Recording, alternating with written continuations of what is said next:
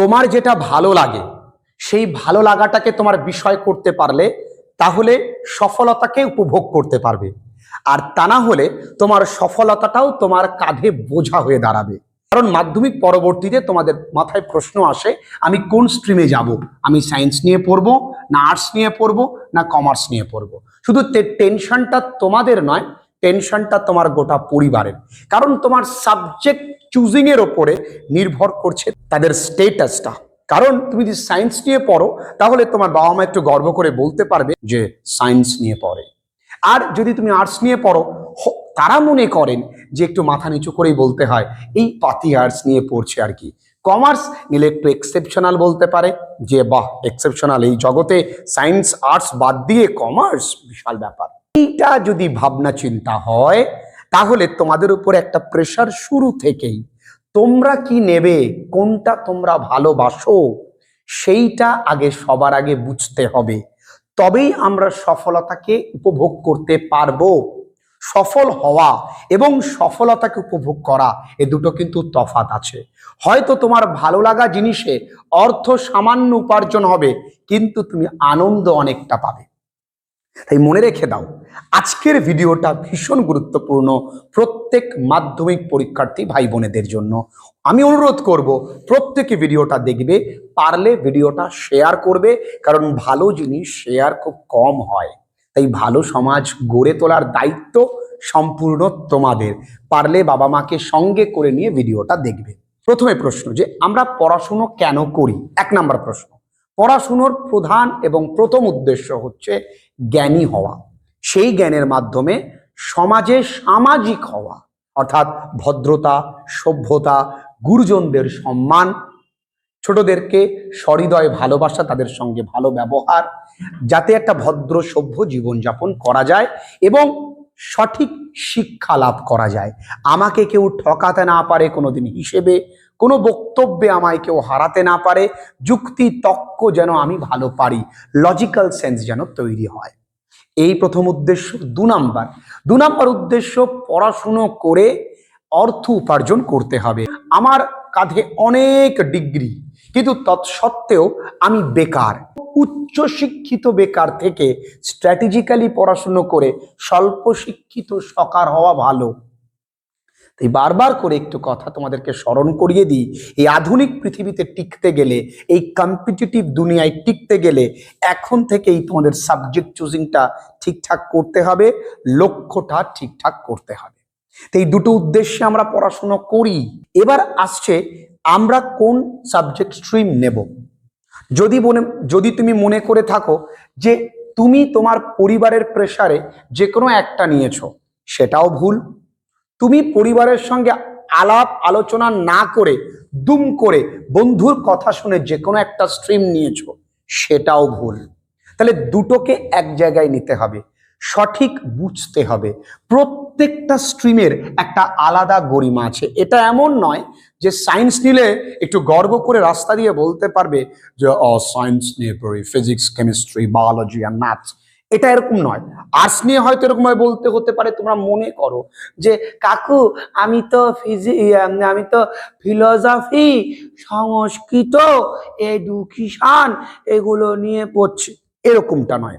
প্রত্যেকটা সাবজেক্টের আলাদা গরিমা আছে, আলাদা সম্মান রয়েছে, এটা বুঝতে হবে। তো এই প্রত্যেকটা সাবজেক্টে আমরা প্রথম কিছু পয়েন্ট ভালো করে বুঝবো, চেষ্টা করবে তোমরাও বোঝার। দেখো এই 3টে সাবজেক্টের পাশে আমি আরো দিয়ে লিখেছি এই 3টে সাবজেক্টের ফিউচারটা কি। যদি তোমার ফিউচার হয় গভর্নমেন্ট জবের, যেটা আজকে লক্ষ লক্ষ ছেলে মেয়েরা এর জন্য ছুটে বেড়াচ্ছে, সেক্ষেত্রে প্রত্যেকটা সাবজেক্ট, বিশেষ করে আর্টস এবং সায়েন্স, প্রত্যেকটা সাবজেক্ট, প্রত্যেকটা স্ট্রিমের সাবজেক্টের গুরুত্ব আছে। প্রথমত গুরুত্ব তো ম্যাথ, তারপরে আছে তোমার ইংলিশ, আমি বলতে পারি আছে হিস্ট্রি, জিওগ্রাফি। তো এই ইতিহাস জিওগ্রাফির জন্য তোমায় কিন্তু ভালো করে আর্টস স্ট্রিমের ছেলে মেয়েদের এই দিকটা স্ট্রং আছে, সায়েন্সের ছেলে মেয়েদের ম্যাথ এবং লজিক্যাল রিজনিং এই দিকে স্ট্রং আছে। তার মানে এদের এগুলো পড়তে হবে, এদের এগুলো। তাহলে দুটো স্ট্রিমের ছেলে মেয়েদের কোথাও না কোথাও স্ট্রং জোন থাকে, কোথাও উইক জোন থাকে, তাহলে দুজনই তো সমান, তাই না? তাই দুটো স্ট্রিমকে একে অপরকে সম্মান করতে হবে। প্রত্যেকটা সাবজেক্টের সমান গুরুত্ব রয়েছে। হ্যাঁ, আমি অস্বীকার করছি না, এই আধুনিক পৃথিবীতে টিকে থাকতে গেলে সায়েন্সের গুরুত্ব অপরিসীম, কিন্তু এই আধুনিক পৃথিবীতে ভাগদৌড় ভরা জীবনীতে মনে রাখবো এই আর্টসের গুরুত্ব কিন্তু কোনো অংশে কম নয়। এই প্রত্যেকটা সাবজেক্ট, যেখানে আধুনিক পৃথিবীতে মানুষ অর্থ পিপাসু, সেই অর্থের লেনদেন ঠিকঠাক বোঝার জন্য কমার্সের গুরুত্ব কিন্তু কম নয়, কারণ প্রতিটা ব্যক্তি ব্যাংকে যায়। তাহলে এখান থেকে যেমন আমাদের অনেক স্ট্রিম খোলা, আমরা নিট দিতে পারি, আমরা এখান থেকে দিতে পারি, আমরা জয়েন্ট, আমরা কি বলে ওটাকে, জেইই দিতে পারি, আমরা এখান থেকে অনেক প্রকার পরীক্ষা দিতে পারি। এগুলো মূলত টার্গেট করা হয়। আর্টস থেকে আমি পৃথিবীর সমস্ত WBCS বলো, ইউপিএসসি বলো, পিএসসি বলো, এসএসসি বলো, আমি আগামীতে আলোচনা করব যে তোমরা কিভাবে পড়লে এইচএস এর পরে এখন সাবজেক্ট টেকিং এর জন্য সব দিকে আমি পারবো যেতে। হ্যাঁ, এটা ঠিক, তোমরা আর্টস নিয়ে কিন্তু এগুলো দিতে পারবে না, কিন্তু সায়েন্সের ছেলে মেয়েরাও এগুলো দিতে পারবে। আর্টসের ছেলে মেয়েরা কিন্তু কোনোদিন নিট দিতে পারবে না, কোনোদিন জেই দিতে পারবে না, কিন্তু সায়েন্সের ছেলে মেয়েরা এগুলো তো পারবেই, তার সঙ্গে এগুলো পারবে। আবার কমার্সের ছেলে মেয়েরা আইবিপিএস দিতে পারবে, কমার্সের ছেলে মেয়েরা কিন্তু সি এর জন্য পরীক্ষা দিতে পারবে, কিন্তু কমার্সের ছেলেমেয়েরা এটাও পারবে, কিন্তু কমার্সের ছেলেমেয়েরা এটা পারবে না দিতে। একই রকম ভাবে সায়েন্সের ছেলেমেয়েরাও চেষ্টা করলে আইবিপিএস পরীক্ষা কিন্তু দিতে পারে, আর্টসের ছেলেমেয়েরাও চেষ্টা করলে আইবিপিএস দিতে পারে, কোনো সমস্যা নেই। হ্যাঁ, কিছু ক্ষেত্রে সায়েন্সের অ্যাডভান্টেজ কিন্তু বেশি। আধুনিক দুনিয়ায় তুমি যদি মনে করো আমি রোবোটিক্স নিয়ে পড়বো, আমি ডেটা সায়েন্স নিয়ে পড়বো, তুমি যদি মনে করে থাকো যে না আমি সাইবার সিকিউরিটি নিয়ে পড়বো, তুমি আর্টস স্ট্রিম থেকেও যেতে পারো, তবে হ্যাঁ সায়েন্স স্ট্রিম থেকে গেলে তোমার বেশি ভালো হবে, সেক্ষেত্রে তোমার লক্ষণীয়। আধুনিকতা নিয়ে পড়াশুনো, তুমি যদি মনে করো যে আমি কোডিং নিয়ে পড়াশুনো করবো, সেক্ষেত্রে তোমাকে সায়েন্স হেল্প করবে, তবে সম্পূর্ণ ডিপেন্ড করছে তোমার ইন্টারেস্টের ওপরে, তোমার ইন্টারেস্ট কোথায় আছে। তোমার সায়েন্সের কোনো কিছু বুঝতেই তুমি পারতে না, তোমার পরিবারে কেউ সায়েন্স নিয়ে ভালো জায়গায় গেছে, তোমার বাবা মা তোমাকে প্রেশারাইজ করছে তুমি সায়েন্স নিলে তুমি কিন্তু প্রতিটা মুহূর্ত ধুকবে, প্রতিটা মুহূর্তে সাফারিং কষ্টের মধ্যে দিয়ে যাবে, তুমি কেন সায়েন্স নিলে। যদি মনে করো না আমি ভাই ওই ইতিহাস ভূগোল কোনো নোটস মুখস্থ করতে পারি না, আমি যেটা বুঝি, আমার অঙ্ক করতে ভালো লাগে, আমি একটুখানি হতেই পারে যে আমি অঙ্কটা ভালো পারি, ফিজিক্সটা একটু কম বুঝি কিন্তু কেমিস্ট্রিটা ভালো বুঝি, বায়োলজি ভীষণ ভালো লাগতো, ঠিক আছে ওটা শিখে নেব, একটার জন্য আটকাবে না, সায়েন্স নাও। কিন্তু এটা নয় যে আমি একেবারে ফিজিক্সও বুঝি না, কেমিস্ট্রিও বুঝি না, আমি শুধু বায়োলজিটা ভালো বুঝি। ঠিক আছে, যদি শুধু বায়োলজিটা বা জীবন বিজ্ঞানটা খুব ভালো পারতে, তাহলে কি সায়েন্স রিস্ক নিতে পারবো? পারো নিতে। জীবন বিজ্ঞান পারলে একেবারে অঙ্ক পারো না তা নয়, তুমি দেখো, তুমি বইগুলো দেখো, কয়েকদিন পরে দেখো, প্রিপারেশন নিতে পারো তবে নাও, নচেত নয়। তুমি এবার আর্টস তো অপশন রয়েছে, আর্টসের মধ্যে স্কোরিং সাবজেক্ট প্রচুর আছে, ফিলোসফি স্কোরিং সাবজেক্ট, সংস্কৃত স্কোরিং সাবজেক্ট, এডুকেশন। আগামী দিনে যদি শিক্ষকতা চাকরি করতে হয় তাহলে তোমাকে বিএড করতে হবে, সেখানে এডুকেশন ভীষণ গুরুত্বপূর্ণ ভূমিকা পালন করে, এডুকেশন তোমাকে জানতেই হবে। হিস্ট্রি রয়েছে, পল সায়েন্স রয়েছে, এখানে নিউট্রিশন আছে, ফিজিক্যাল এডুকেশন আছে, কম্পিউটার অ্যাপ্লিকেশন আছে, এখানে কম্পিউটার অ্যাপ্লিকেশন আর্টসেও তুমি পেয়ে যাবে, সায়েন্সে তুমি কম্পিউটার সায়েন্স পেয়ে যাবে, কোনো চাপ নেই। কমার্সের মধ্যে ট্যাক্সেশন লজ রয়েছে, কমার্সের মধ্যে তুমি বিজনেস স্টাডিজ আছে।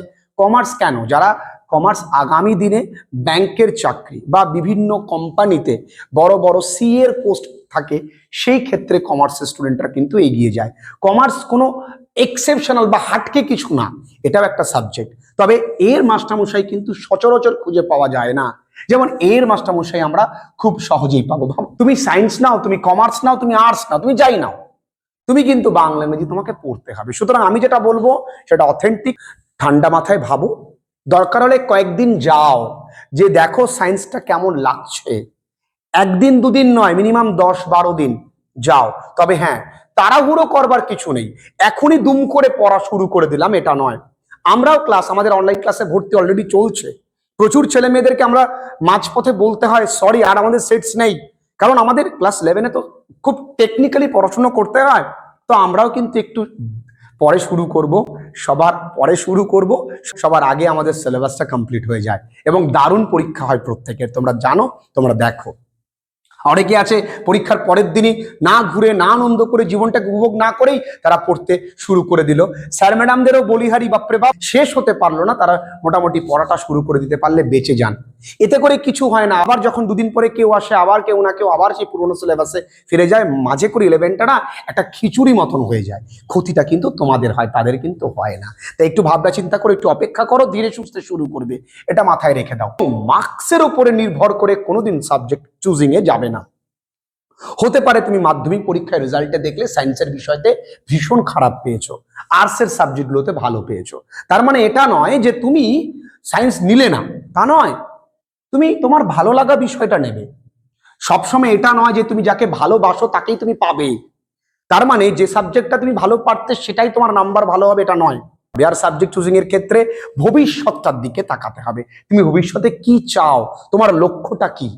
তোমার যদি লক্ষ্য যে না আমি আমার ডাক্তারি প্রফেশনটা খুব ভালো লাগে, আমি এটাকে নোবেল প্রফেশন মনে করি, তাহলে গো ফর সায়েন্স ডেফিনেটলি। না আমি হয় ইন্ডিয়ান আর্মিতে যাব, তাহলে তুমি আর্টস স্ট্রিমে আসো, বা তুমি সায়েন্স স্ট্রিমে আসতে পারো। এই আর্টস সায়েন্স স্ট্রিম থেকে গেলে ইন্ডিয়ান আর্মিতে যাওয়ার চান্সটা বেড়ে যায় এবং পসিবিলিটি এবং র্যাঙ্কিং ক্ষেত্রে অনেকটা এগিয়ে যায়। তুমি আর্টস থেকেও পারবে যেতে।